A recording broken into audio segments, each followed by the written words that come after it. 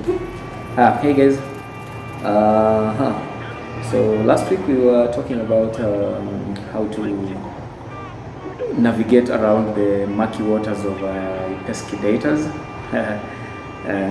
I know that is a sensitive issue. You can't do without it because some companies can't do this whole cash business. Some people can do this whole cash business. So you have to strike a balance on how to execute this whole debt business. Yeah. Anyway, that was last week. Now this week we want to explore, or rather talk about something else. I believe I need to talk about the issue of raising capital and which is the ideal capital to work with at the end of the day. Personally, I've had almost most of the capital. I've experienced most of the capital raising ideas. I've worked. I've taken money from the bank. I've borrowed money from a friend. I've had most of these experiences, and I'm just here to let you know. I've given away equity.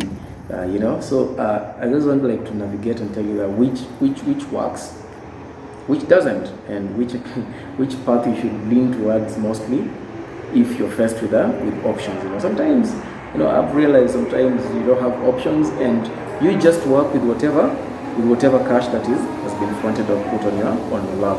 So as is. Now let's explore option number one: money borrowed from the bank. The bank is good. The bank will lend you money, only if you qualify. And I would advise you one thing: don't take money from the bank if you're setting up shop.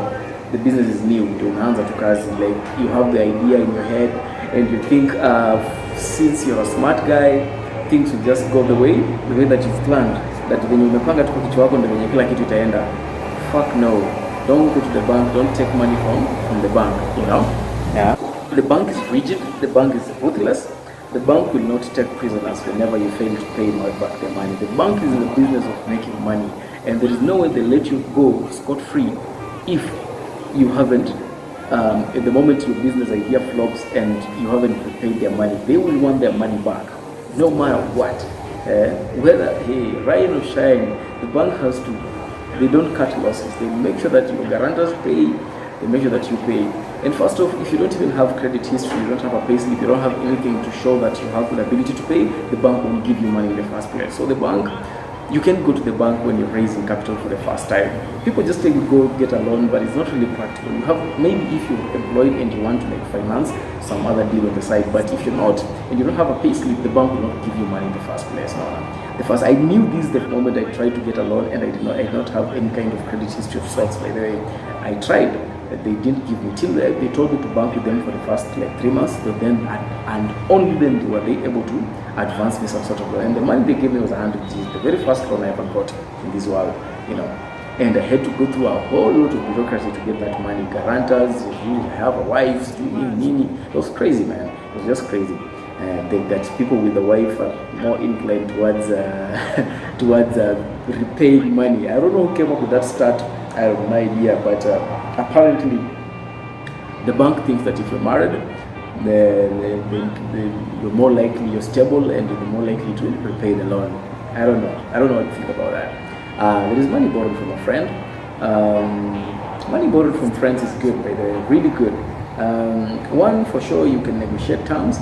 You can agree on the payment period. You can even include the fact that sometimes things will not go well, and you can tell them, hey, this month, Maze, I know I'm supposed to give you this installment, but kindly hold back.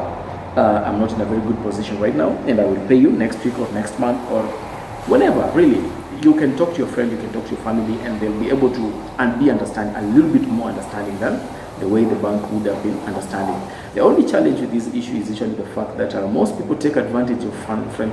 Like now, you who's been lent to money, you will take advantage of your friend, and you won't pay back that money. You'll be lousy at paying the money. That's not good. You're going to break the relationship between you and your friend over something that you can negotiate and talk and just agree on the way forward. So if you're taking money from a friend, if you're taking money from family, kindly, hey, yo, pay back that money. Usikule msee mwenye mnatona kwa family gatherings na sasa unabidi umetembea kama umeangalia chini, or you can't say shit because you owe your sister, you owe your cousin, you owe your boss, somebody some money that you can't repay back. Yeah.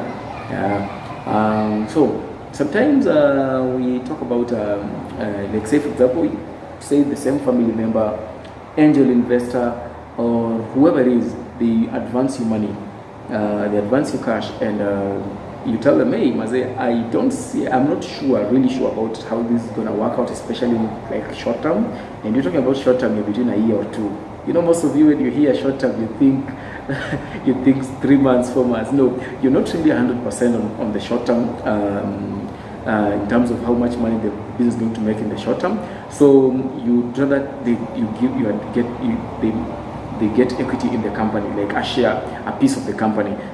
When you're alone, you own 100% of the company. But when you welcome someone in on board and you tell them, hey, give me 100 G's, and I give you 10 or 20, 30% of the company, the key is to remain in control, so that at least when things go south and you disagree on the way forward, you have the majority of the voting rights, because now it's your baby, it's your idea, so you can at least control the direction flow of the company. Now, I always say, and it's not just me saying, I've read up, and most people usually say that equity should be the last thing that you give out, because with equity you'll pay in perpetuity. Yeah, that sounded nice. With equity you'll pay in perpetuity. What I mean is that when you give out a shareholding of your company, you will pay these people as long as the business is running. For as long as the business is alive, it is making money, it's running, it's doing its business, serving, providing, whatever it is your business does, you will have to pay these people that are your shareholders, that own a piece of your company. There is no two ways about it. So you'd rather be very, very careful before you give away equity. Give away equity only if you have to give away equity. Yeah. So also about equity, I usually say, by the way, it was that bad, by the way. It sounds, when I turn all serious and say that, nakushtua paka nafanya hata unafikiria, hey, maybe equity is not the best way to go. Nah, it is good, but be strategic about how you gain or how you get equity. You raise capital via giving away equity. People will give you money. You will get money. Don't get desperate. I know sometimes you've tried all the possible avenues and no money is not coming by. You're not getting any leads on where to get money. But I'm just here to tell you that if you're trying and it's not coming together and you have only but one choice but to give away equity, be strategic in how you get that equity. Don't just take money because of money. Get money that comes with something extra. Take money from someone who's going to help you with the distribution of your product. Get someone who's going to help you with brand visibility. Get someone who's going to help you with advertising. Get someone who maybe is going to help you with manufacturing, importation, exportation, something extra. Someone who's going to make your brand grow a little bit better, right? Like something more than what you do on your own. Someone who's going to bring something else on board that you didn't have on the onset. Maybe you're the nerd, you're the tech guy, but you need someone who's going to grow your brand exponentially, put it in the eyes of everyone else. If you have that kind of person, then sure, take money from them. I know Julus out there have those crowdsourcing, GoFundMe, venture capital firms. We don't have any of that down here. So, there is actually the venture capital firms in the country. You can set up crowdsourcing. You can crowdsource from anywhere. But I have not experienced in any of that. I will research a little bit of it. I will research a little bit on that, and I will share with you. I'll even try to crowdsource, but I don't know towards what idea. But I have little experience on that. So ideally, what I'm trying to tell you is save up money. Save up for whatever venture you want to try to do. Try share by the way, so that you can finance your idea by yourself. But if you cannot and you have to give away equity, be strategic in how you're giving out the equity at the end of the day. Don't just take money. Money you can find. You can go to the bank and get money and pay those crazy premiums. And at the end of the day, you maintain the controlling step. You maintain your company undiluted and unadulterated. Wow, this is Muslim to one. Like you know, when you have more people on board, they want to have a say and they'll maybe steer you. So for the most part, it's good, but sometimes they just steer you in the wrong direction. That is not what you had in mind, and that can be good, yo. I think that's it for this week, guys. Subscribe, man. I'm square showing a subscribe button, but click on it, and while you're at it, click on the bell icon so that you can get notifications and alerts whenever I'm posting new content. That will be it for this week, guys. Have a good week, and blessings, y'all. Peace. Step in the booth like a telephone pay. My nigga, pay attention when I'm spitting these ways. He weighs a lot, especially when I am going home. I goes hum, mayhem when I am getting hurt. On point like I need to when I address these issues. On stay calm, they really never